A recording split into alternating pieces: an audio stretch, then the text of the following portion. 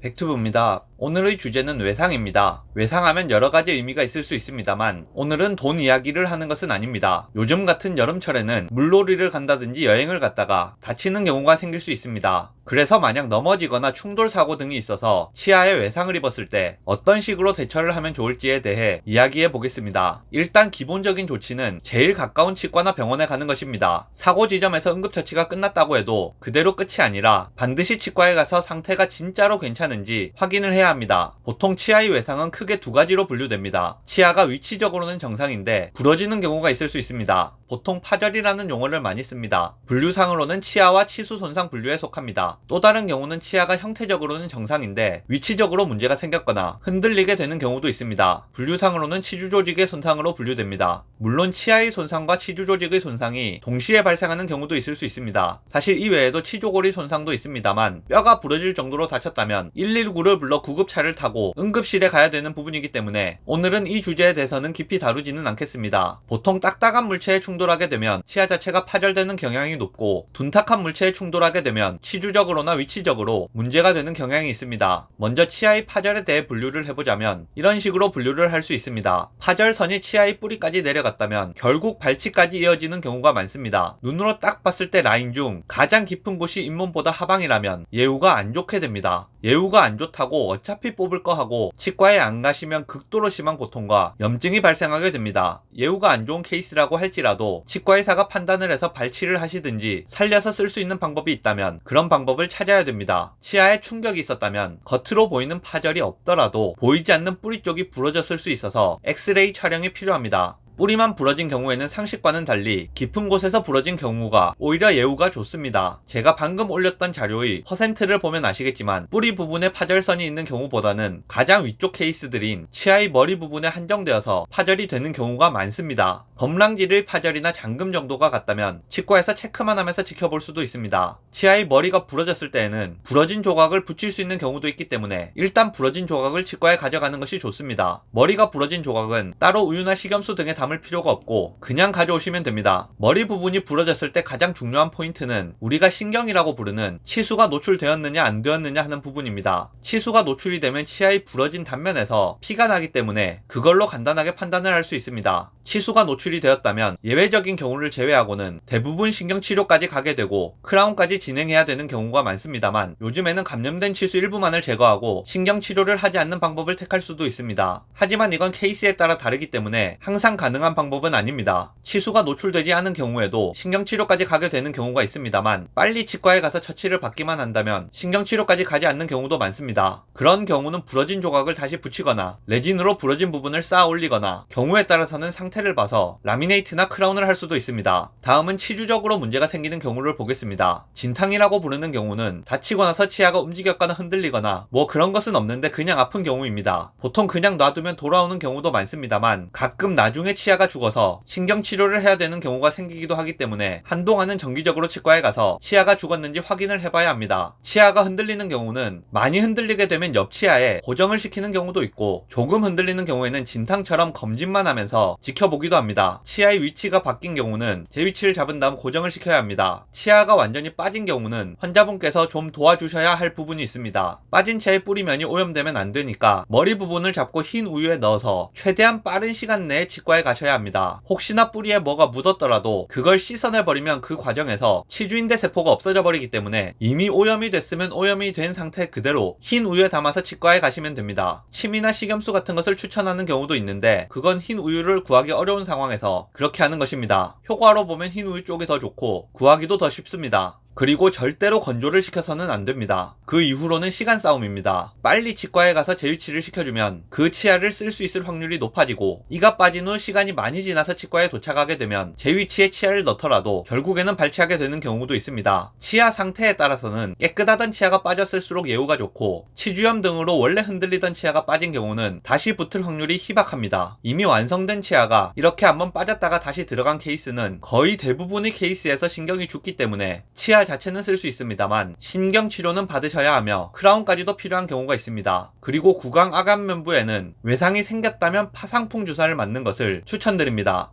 영상 요약하겠습니다. 제가 치아의 외상에 대한 다양한 치료에 대해 설명을 드렸습니다만 그중 환자분들이 할 수 있는 응급조치만 간추려 보겠습니다. 먼저 치아가 빠져버린 경우는 흰 우유를 사다가 거기 넣어서 최대한 가까운 치과에 가셔야만 합니다. 치아가 부러진 경우는 부러진 조각을 챙겨서 가까운 치과에 가시면 됩니다. 치아가 흔들리거나 금이 가거나 위치가 바뀐 경우는 그냥 그대로 치과에 가서 적절한 조치를 받으시면 됩니다. 충격을 받은 다음 시간이 지나서 증상이 생기는 경우도 많기 때문에 일시적으로 괜찮아진 것 같다고 그냥 두지 마시고 확인을 해볼 필요가 있습니다. 마지막으로 구강 아간면부에 외상을 입게 되면 가까운 내과나 응급실에 가셔서 파상풍 주사를 맞으셔야 합니다.